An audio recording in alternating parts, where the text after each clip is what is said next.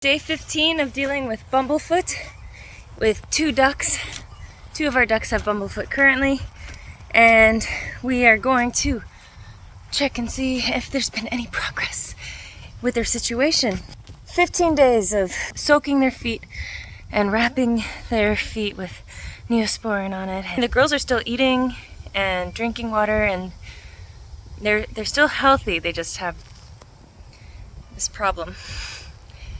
One thing I've noticed, it is a lot less swollen, and it's not warm around the infected area, which is really good. And there's a little more give. It's not as hard right now. So it is getting better. I can confidently say that it is improving, even though the wound looks pretty nasty. But this is why we wrap her up, because we are like going in here and taking a look and making sure there's no dead tissue in there and everything. It's definitely a slow and steady process. So we just got out some tissue, some dead tissue, and now we're going to wrap it again.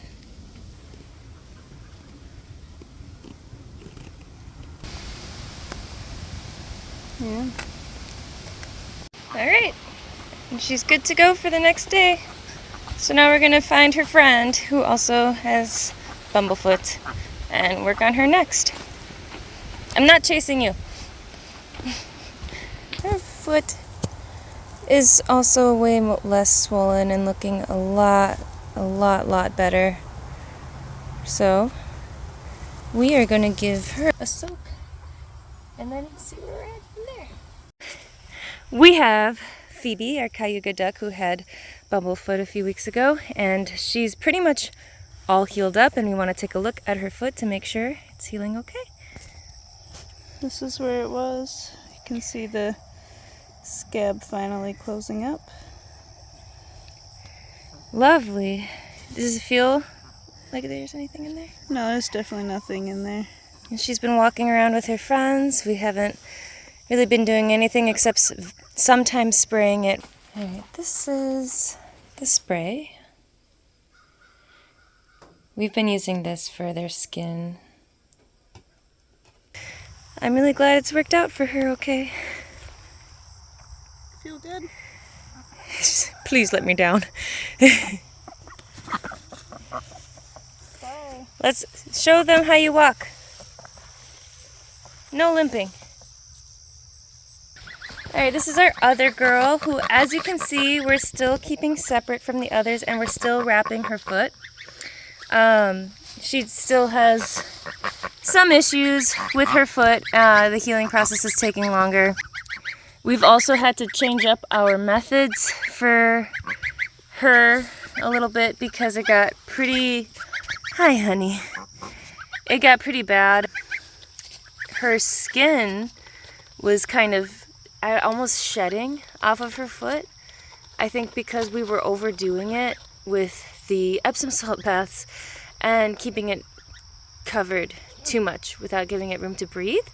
So now what we're doing, our daily routine for her now, is just unwrapping her foot, spraying it with the spray that I talked about earlier. We let it dry, and sometimes we actually we give her about half an hour without a wrap so she can like take a bath in clean water and do her thing. And then once she's done, hi Bernard.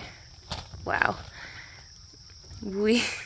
Once we're done with that, once she's done with that, we will wrap it up again. And it's a slow process, but the swelling is going down, and I'm hoping that her foot will heal. It took a lot of damage just from us trying to work out the infection, and I've noticed the swelling has gone down, so I'm hoping that means the infection is gone. It's just a matter of her foot scabbing up properly and healing properly. So it's still swollen.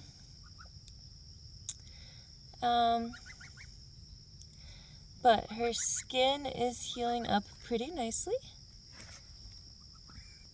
You see the scab there?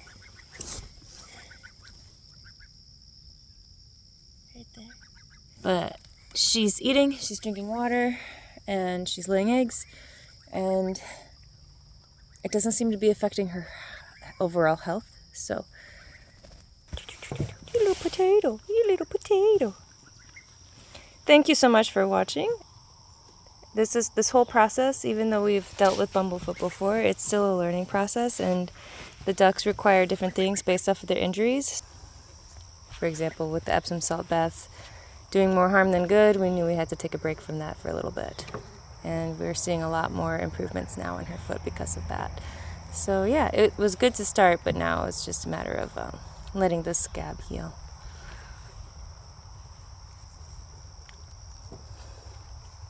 You're a good boy.